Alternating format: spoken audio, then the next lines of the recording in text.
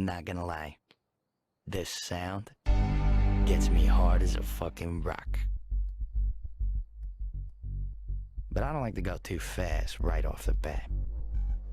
Yeah, I really work my way into it. Nice and easy. So I'll start off with some stills.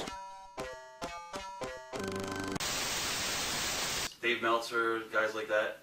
What the hell does Meltzer know, a little puke? No! I really don't care what Dave Meltzer has to say. Yeah, this guy Meltzer is so knowledgeable in this industry. Why has he not opened his own territory, ran his own business? Because the first thing he would do would put himself on top, make himself the champion, and everybody on the net would hate his fucking ass. No! When did you You should have basically... been a booker. What? You should have been a booker. Okay, all right. Well, yeah. I mean, you know everything about it. Never- You should have been very successful. Not in this era. You're the most knowledgeable person I've talked to, almost in my life. Next time Vern calls me, I'm gonna tell him to go shut up. I don't want to talk to him anymore. I'm gonna talk to Dave Meltzer. All right. Listen, you know, it's just impossible to talk to you. Okay. You're like an awful lot of people that I've known in my lifetime, and I guess that must be like some people you've known. Yeah. I did it, and you wish you could. No! Internet writers and dirt sheet guys, were they your critics? No, I didn't care. Like I always said, if all those guys are such great wrestling minds, I mean, anybody can Monday quarterback. I just always thought that, you know, if you're so brilliant, why have you not, you know, Meltzer, why have you not booked it for a major? You know, those sheets had a lot of, you know, dud.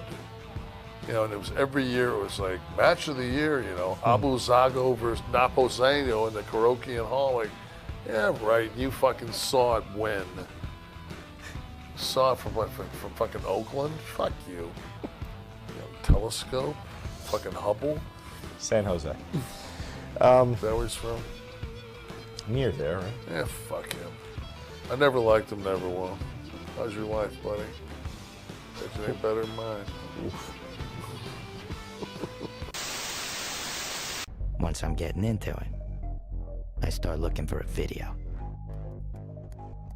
I never actually touch my cock till I find the right clip. Then once I do, goodbye.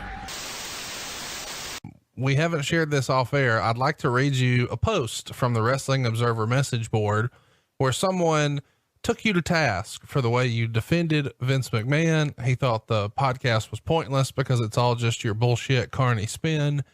And Dave Meltzer chimed in like this. As it pertains to history, Bruce's explanation is inaccurate. Crockett announced Starrcade and every cable company was on board with that as their debut.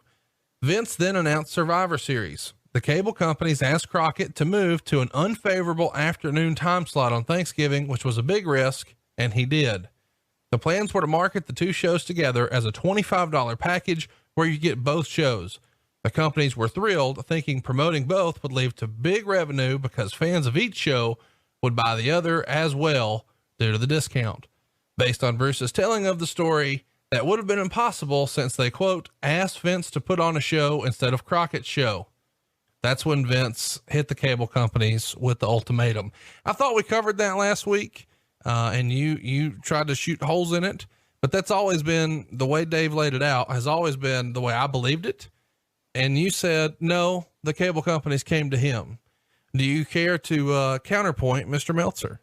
No, I'm not, because obviously Dave Meltzer was there and was working for the company and was day in, day out right there working with the cable companies and taking all those phone calls and in with Vince on all of those planning things. So obviously Dave Meltzer knows so much more. Well, let me ask you this. I'm being serious. So am I. They did market it as a $25 package briefly. I mean, that's out there. So how would they have done that if Vince was planning to make the strong arm play? I don't know that they did. And I don't know that I've ever seen that. And I don't know that I ever heard that. So I didn't hear that. Now, cable companies may have tried to do that on their own, but that doesn't mean that Vince was on board with it. I see what you're saying. People go into business for themselves all the time. So whatever that wasn't authorized. So therefore to you doesn't fucking count because they were trying to do it with his product without his permission. Exactly. Okay. Anything you'd like to say further on the subject, or to Mr. Meltzer, or to those who say that you're a carny spin artist? Trust me. I could care less what people have to say about me as far as those things go. They weren't there. They don't know. They've never experienced it. I love people who have never, ever been in the business and promoted and been in business where it's their money and their reputation and everything else. And then they try to say, oh, well, they're doing this to hurt another business, or they're doing this for this reason, when they just don't know. It is all speculation. It's all rumor and innuendo. And that's all it is. And Meltzer, without being there, doesn't know. All he knows is what he surmises and what he thinks he knows. So, again, I'm giving you what I was a part of. I'm giving you the meetings I was involved in and the explanations that I got and what I was involved in. I wasn't involved in everything, prior to that. And neither was Dave Meltzer. I gave you what I was involved in. Let me ask you this. That's all I can do. Whenever pressed on this, because we have been taken to task lately with people saying that something you said was factually inaccurate here or there, and I've always sort of chuckled at that. Like, you've never presented yourself as a fucking journalist. Like, you're not here just the facts, ma'am. Yeah, that's not your role. We're here to make you laugh, and we're here to entertain you, but we're also here, and I guess we've never really discussed this on air, but in my opinion, this show is as close as we're ever going to get to the way Vince McMahon thinks, because for better or worse, you are inside that inner circle long enough that you even have to admit yourself that you do sort of toe the company line, sometimes unknowingly, because that's the way Vince thought. And so when I say toe the company line, I don't mean that you're being a company man or that you're begging for a job or that what everybody listening is going to take that to mean. I mean, you share a lot of common feelings about these different topics with Vince McMahon. Was that fair to say? Conrad, I was there for 22 years. I was a part of those decisions. I was a part of that company for so long. So when, people come down and say, oh, well, that sucked. Well, a lot of that was my doing. So you're saying that I sucked. Yes, I'm going to defend my work. And yes, I do toe the company line because I worked for that company for that long and I believed in what we were doing. If I didn't, I wouldn't do it. The other thing to point out on this is I'm not giving you what I think on different things and trying to give you a spin. I'm not giving you what somebody called me on the phone at 2:00 in the morning that was bitter and upset and told me their version of something. I'm giving you what I experienced it and what I had to deal with. Were you in the business, or are you just talking about it like you think you know something? Well, I'm just making a point. I mean, you aren't making a point. Is it possible for you not to be speaking for just a second? Go ahead. Your opinion is different than what you put across as facts. No. A lot of our guys, unfortunately, listen to the people on the internet, the so-called, the so-called experts who've never laced up a pair of boots. Good or bad, the internet? The ones that call themselves experts and have all these, the cures for the ailments of our business. You know what? I think they're a big joke. And the people that buy into this, they're only smart because of what we let them be smart too. But you listen to them and they've got all the answers, and this guy needs to be pushed and this guy needs to go. Undertaker needs to retire 10 years ago. You know what? I kind of think it's funny. They forgot that they're fans. And that's all they are fans. Well, hang on. So you want to skip over stuff. Let's go ahead. Let's address the elephant in the room, Conrad. Okay.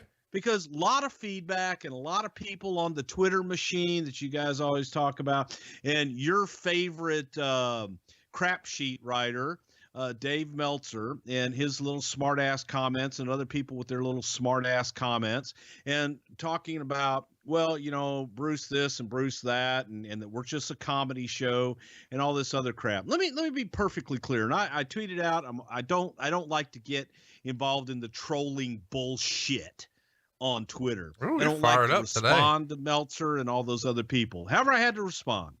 Okay. What I do here on this show is I tell you about my experiences from my perspective. If I don't know anything, I say, hey, I don't know.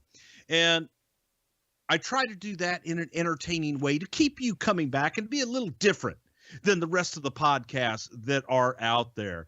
And when it's insinuated that, well, Bruce just pretends like this is off the cuff. Well, no, actually, we do know what our subject matter is. And yes, I do research. And yes, I actually go back and call people who were also there to refresh my memory and to jog my memory. So Dave Meltzer and the rest of you fuck-alls can go fuck yourself. There's a personal message to you. Go fuck yourself. You don't know what you're talking about. I don't just take secondhand information from somebody buying a ticket because they'll never be employed in the wrestling business, telling me about the business that I've been in for 44 years.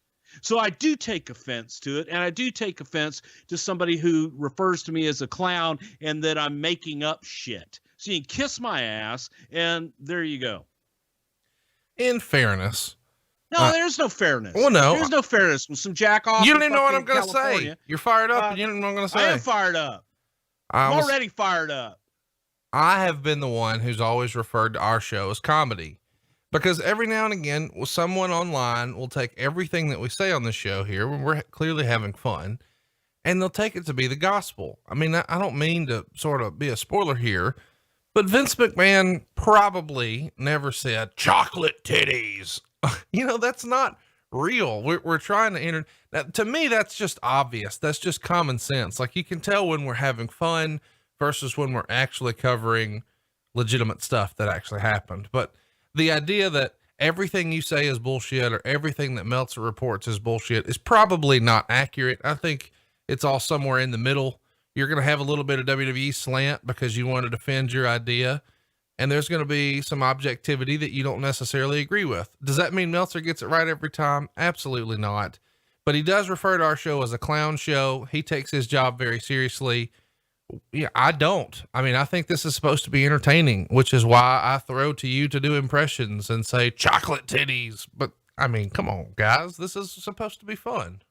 Yes. And I enjoy telling my stories in an entertaining way. And again, to categorize the entire show is a clown show. And then to make reference to, well, he just calls this up. Yes. I present it in a way that I do call it right off of the cuff, but I do have to jog my memory. I am 55 years old and I've been doing this a long, long time, but I also have friends in the business who have better memory than me on a lot of things, sometimes not, but we discuss it beforehand. And it's people that were actually there. And I don't sit here and say, hey, I talked to so-and-so and I talked to this guy and talked to that guy.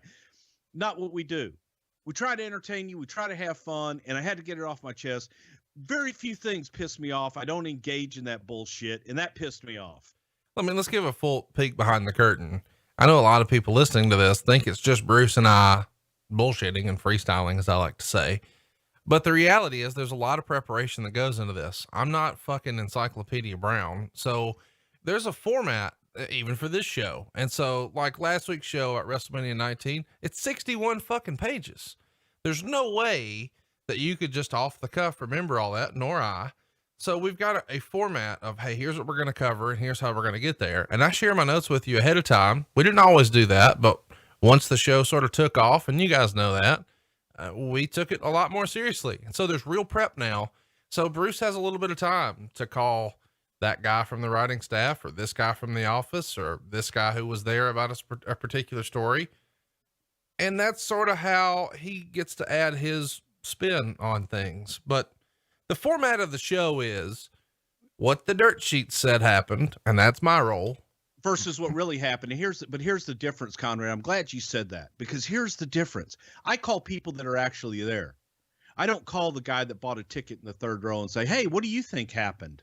Well, you know, the thing that bothers me is another great podcast host this week was really taking issue with anyone who disputed what Dave Meltzer said. And he listed all these other names in wrestling history who had no problem with what Meltzer said. But the reality is, I know of two people in particular who have a visible reaction whenever you say say Dave Meltzer's name to them.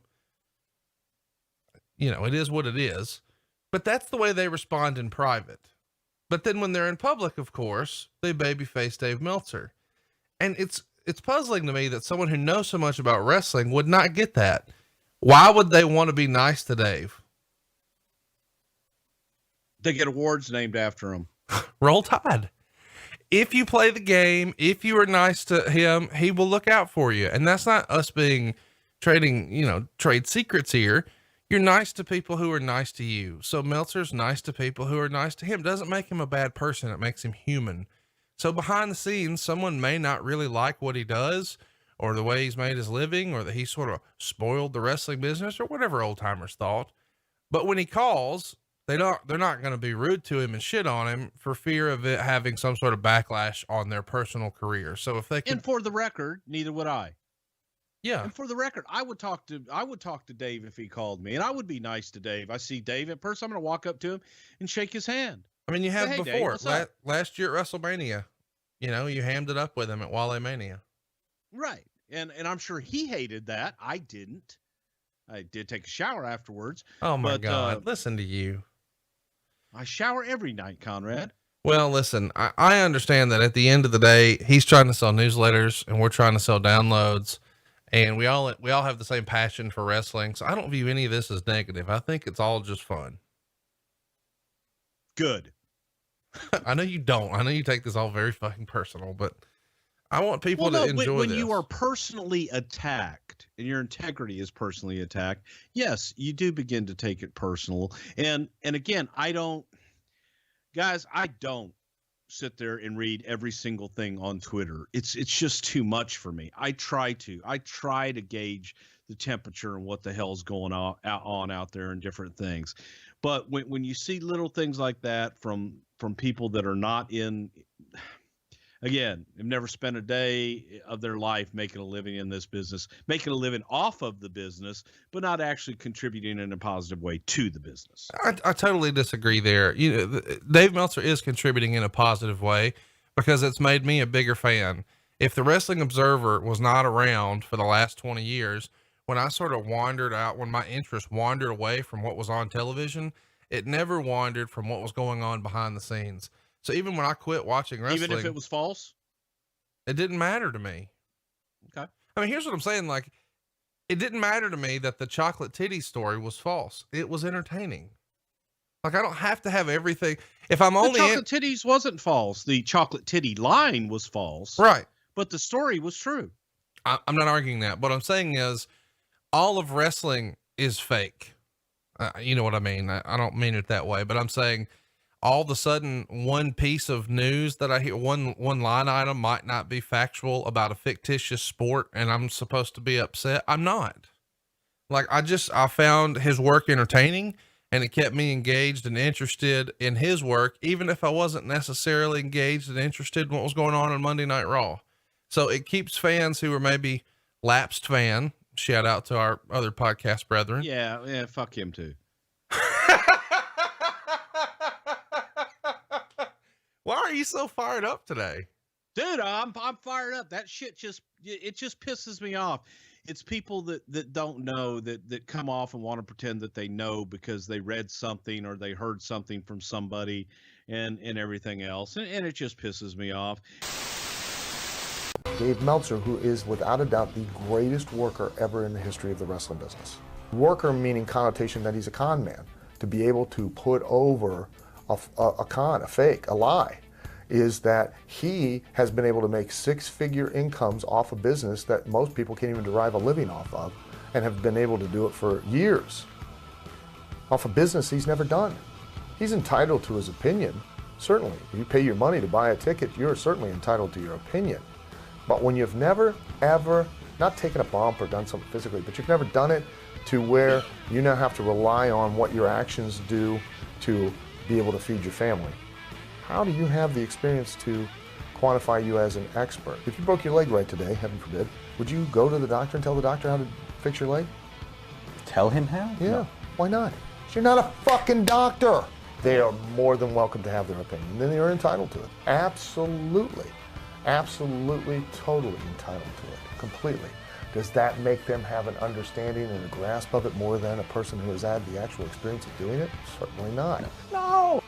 The issue I have with the wrestling media, if you will, is that they have no credibility.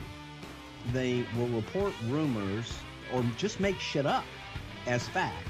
And then when it doesn't happen their way, they'll say, oh, well, they changed their plans. When the people that are in the know that are actually doing it are sitting there going, no, that never was a plan. No, really, they changed their mind. For the next few minutes, all the bullshit fades away, and the only thing in the world is those tits, that ass, the blowjob, the cowboy, the dog eat, the money shot, and that's it. I don't gotta say anything. I don't gotta do anything. I just fucking lose myself.